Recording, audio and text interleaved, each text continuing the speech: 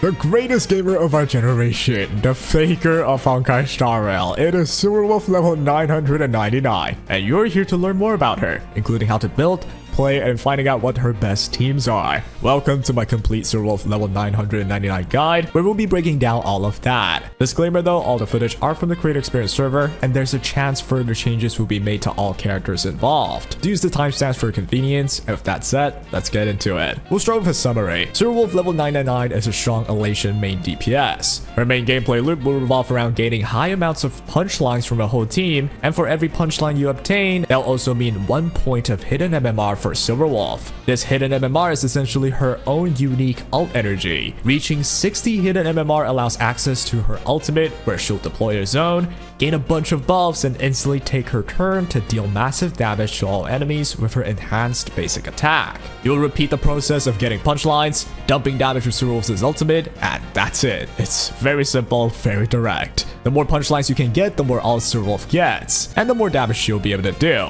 This makes her best team involve characters that can best generate punchlines, which currently only Yaoguang, Sparksy, and Elation MC are able to do so. However, it is still possible to use her with alternative supports like a Tribi partnered with Elation MC. Her performance will drop obviously, but it can still function, so it's not as if you don't have her best team, she's completely trash, right? You can still use it. Obviously, there are way more intricacies with Silverwolf's kit, so let's dive right into that for now. To start us off with her kit, we'll take a look at Silverwolf's skill. This is a simple one. Attacks all enemies and gain her 5 punchlines. This skill won't be doing too much damage. Her talent is where it gets way deeper. Silverwolf's talent states that she will only gain access to her ultimate if she reaches 60 hidden MMR points, which is essentially her own unique ult energy. Much like other characters, when you do reach this criteria, her ult icon will glow up and you can use the ultimate. This hidden MMR points is capped at 300, and based on her talent, Silverwolf will gain up to 0.4% crit rate per hidden MMR, and once she reaches 100% crit rate, Silverwolf will instead gain up to 0.8% crit damage per hidden MMR for the remaining hidden MMR points. If Silverwolf possesses certified banger stacks, which she usually will, her basic and skill will deal up to 40% more imaginary elation damage, which just means she deals more damage, right? The final part about this talent is her exclusive global passive, where if you own a Silverwolf level 999 in your account and an enemy inflicts a CC on any of your ally, all allies will gain a firewall buff for 1 turn. This buff will allow them to be immune to all CC effects for the duration of the turn. This effect can trigger once per wave, so it's actually a very helpful passive to have, giving you more leeway if you lack CC cleansing. Her talent mainly allows her to gain enough resources for ultimate, so let's now take a look at her ult. Silverwolf will enter the God mode player state and advances her own action by 100%. She'll deploy a zone under the state, which we'll talk about later. Now that she used her ultimate and she gained her turn, she will automatically attack with her enhanced basic, while a loading bar in the middle will progress. The enhanced basic starts with a bunch of bounce attacks that are split evenly across all enemies, and there are also 3 checkpoints in the loading bar in the middle. Once you reach every checkpoint, Silverwolf will pause her bounce attacks, and the icon on the bottom right named Top Loot Box will randomly draw one of 3 weapons. Based on the weapon obtained, Silverwolf will use them to attack enemies and provide different effects. The first possible weapon that you could get is a sword named the Big Flipping Sword, which simply deals damage to all enemies and inflict additional true damage to the enemy with the highest HP. The second possible weapon that you could get is a bomb named Kaboom Explosion, which deals damage to all enemies and recovers 2 skill points for the team. The final possible weapon is the Funky Munch Bean, which looks like a Pac-Man. It'll deal damage to all enemies while gaining the team 3 punchlines. What is interesting is that these top loot box draws will have different trigger rate based on what you lack. So you actually have higher chance of getting the bomb if you're low on skill points, and you'll have a higher chance of getting the Pac-Man if you're low on hidden MMR points on Silverwolf. All of these are means to min-max Silverwolf's damage output, so it's not all just random uncontrollable draws. Once you do this 3 times and the loading bar ends, Silverwolf will end the enhanced basic attack with an AoE final hit. This entire enhanced basic cannot recover skill points, and for every 60 hidden MMR points, it will gain 15% increased damage based on the original damage, and you can stack this effect up to 2 times. So you want to have as high hidden MMR as you can, which Silverwolf will automatically have that if you play it normally. Silverwolf's ult mode will only end after she uses her 3rd enhanced basic, which also also means she deals more and more damage the more she performs her enhanced basic, since she will be gaining punchlines and MMRs as she does more of it, right? During the ult's state as well, Silverwolf will deploy a zone as mentioned earlier, which simply allows her allies to have a chance at drawing the top loot box weapons every time they consume skill points. Once they draw the weapons effect will apply to the enemy, which are the similar weapon effects like during Silverwolf's enhanced basic.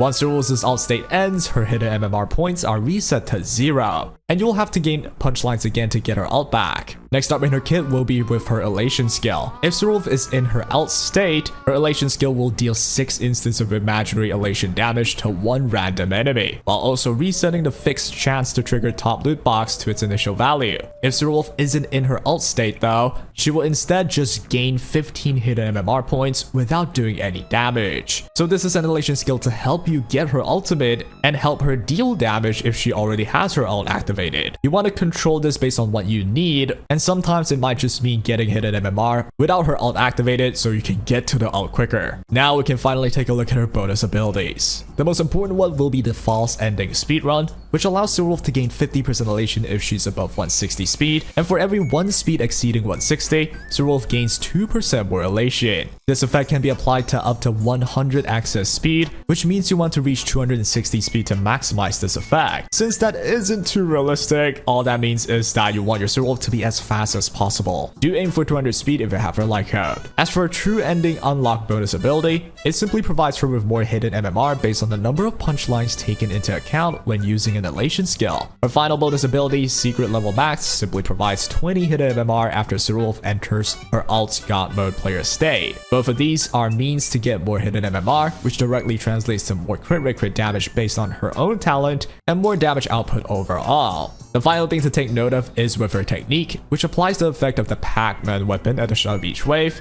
giving you more punchlines immediately. And that is the end of one of the longest kit breakdowns ever. She does have a lot of intricacies, but mostly it suggests a simple playstyle of getting her ult by gaining punchlines, maximizing her ult damage by gaining more punchlines and hidden MMR, rinse and repeat that process and you'll have it down pat. Moving on though, let's take a look at her Lightcones.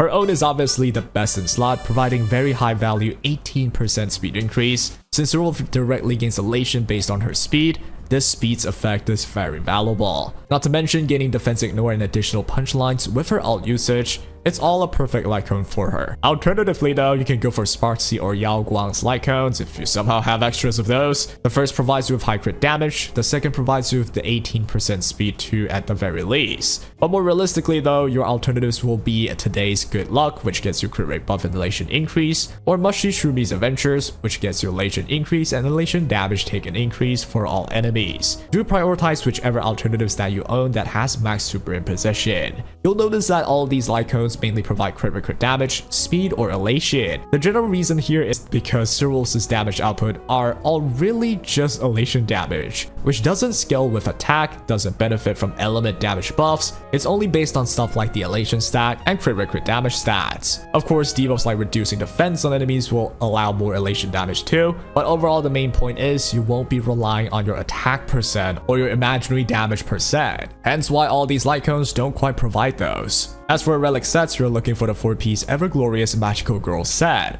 As mentioned before, you only want to give Silverwolf speed, crit rate crit damage, elation stat, or means to reduce enemies' defense, and this set gives all of that. As for ornament sets, you're looking for Punk Lord's Data Deluge set, providing high crit damage boost and elation stat boost too. In terms of her main stats and substats, this is where it gets interesting. For her body, you're looking for crit rate crit damage. For boots, you're obviously going to be looking for speed main stats, but for her orb and robe, you'll actually want to prioritize the substats instead of caring for the main stat. This means you can genuinely just go for say HP percent or defense percent main for your orb or robe. The reason why you won't be looking for attack percent or element damage percent is again, Silverwolf's damage output are all elation damage, and elation damage does not get higher with higher attack or element stats. It only increases based on stuff like your elation stats, your certified banger, your crit rate crit damage, and debuffs on your opponent like defense reduction. That's why for her ornaments, you're actually going to focus on the substats, and the main stat doesn't matter as much, but hey, HP percent or defense percent will aid her survival. If you have an attack percent main one though on the orb or the robe with really good substats, feel free to just use that anyway too, because the more important stuff you will get from the substats. In terms of her substats, you want to prioritize speed, then crit rate, crit damage. Being able to max her crit rate means Silverwolf will be able to convert more MMR points into crit damage, but even if you can't, Silverwolf will max her own crit rate anyway and gain crit damage based on MMR points with the remainder of it. And as long as you have high speed, she will convert those into more elation stats, so that actually means she's one of the more easy characters to build in my opinion. Moving on, let's finally look at the best teams. I'll be doing multiple showcases on her on the channel, which likely a few of them is already out, so do check them out if you want a more detailed showcase. But in any case, let's talk about her best team. It will involve Silverwolf, Yaoguang, Sparksy, and a sustain like Huohuo or Danheng PT. This team maximizes Silverwolf's every gimmick to the best of the current possible extent. You have Yaoguang and Sparksy both generating punchlines for Silverwolf to really quickly gain her ultimate. You have Yaoguang that activates Aha Instant with her ultimate, which directly also means Silverwolf gets to use her relation skill more, meaning more punchlines, more hidden MMRs, more damage, more ultimates. Sparksy within Silverwolf's ult zone will be spending a lot of skill points in order to draw the top loot box weapons for maximum effects, especially like you could get the bomb weapon for 2 free skill point recovery. All 3 of these elation characters will all output insanely high damage too, with Silverwolf's being obviously the highest, and you'll have a really good time with the election trifecta here. Top them off with the post buff Huohuo that is actually usable without costing any skill points anymore. You'll have an energy regenerator that gains Yaoguang and Sparksy's ult quicker, all in order to gain more punchlines and more Silverwolf ults. This one's a no-brainer, it's the main focus of the version. All 3 elation characters that are recently released will constitute the best elation team that we have right now. If you're looking to play Silverwolf really well, Sparksy, Yaoguang will be the shining members for sure. Another idea would be to just ditch the healing slot and put in Elation MC to create the first elation only team possible of the whole game. You'll probably be attempting 0 cycle no damage runs with this, and it will probably work really well.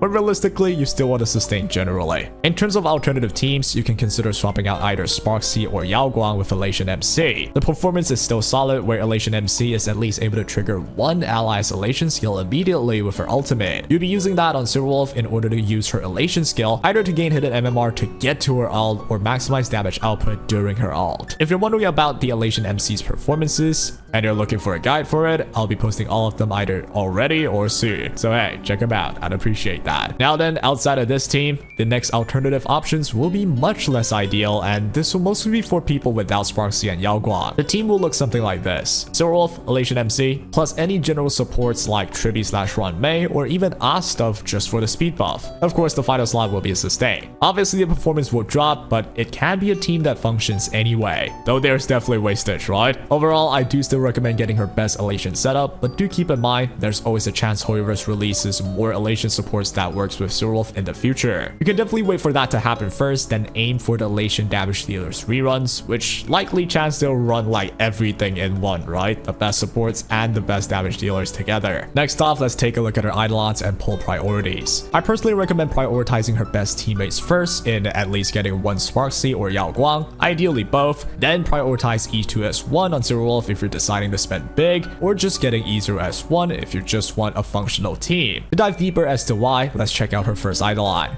Her first Eidolon is a simple damage taken increase during her ultimate, and instead of clearing all MMR points at the end of the ult, you'd get 20% retained. The big deal is with the 20% retention, which allows Silverwolf to gain her ult way quicker the moment she gets the first one, speeding up her clear time quite well. Her E2 is where she becomes incredibly busted. All buffs on Silverwolf are extended by 1 turn during her ult state, and for every 120 points of hidden MMR in a current ult state, Silverwolf gains 1 extra turn and regains 1 use of enhanced basic attack. This allows her to have more enhanced basic damage output during her ultimate, and it boosts her damage output massively in the long run. Mix that with the E1, you'll almost see her only spamming her ult's basic all the time, and your damage output will shoot up. Now then, her E4 simply means her elation skill during her ult will do way more damage, and this is when her elation skills damage will suddenly become quite scary. As for E6, you gain much higher elation damage during her enhanced basic, and you'll also automatically inflict enemies with all type weakness, and all type base res will also be reduced to 0 for all enemies too. If the base res is already at 0, then the corresponding type res decreases by 20%. This essentially means types don't matter no more with Silverwolf. You'll do insanely high damage output. Your allies will also be able to do that too, and I personally think it's a worthy character to E6 if you're a huge fan of her. But in terms of meta, I'll be honest, I've never tested E6 characters versus E6, so I can't really tell you if E6 Wolf is just the best character right now that exists compared to E6 anything else. But in any case, my recommendations are still the same. Prioritize her best teammates, then consider her Eidolons or just getting her Lightcone and stopping at E0. As for a conclusion, Silverwolf level 999 is a strong Elation main damage dealer. She can perform at the top tier if she has her ideal teammates, obviously, while she can still be usable with some alternative options. Her best team isn't actually technically completed yet because Hoyo can always add another Elation character for the sustain slot or a Cyrene equivalent for the Elation archetype in the future. So I do think Silverwolf still has room for growth in terms of performance. Think about her unrealistic speed goal, right? I do think in the future they might add like a really high speed buffer for the Elation archetype, and you might see an increase in performance again for characters like Silverwolf. I do suggest waiting until more evanescia numbers as well at the very least, so that you can consider which of the two are the best option for you if you're not already going for both of them. Or hey, if you think both of them ends up being mid and you don't like relying on future prospects to pull characters, you can definitely just wait and target a future rerun where they potentially have more supports for the Elation playstyle at the same time. Overall though, I think Silverwolf is strong. I personally will be getting her. And with that, I hope I helped you out. That'll be all for today. Go out with real polls and take care.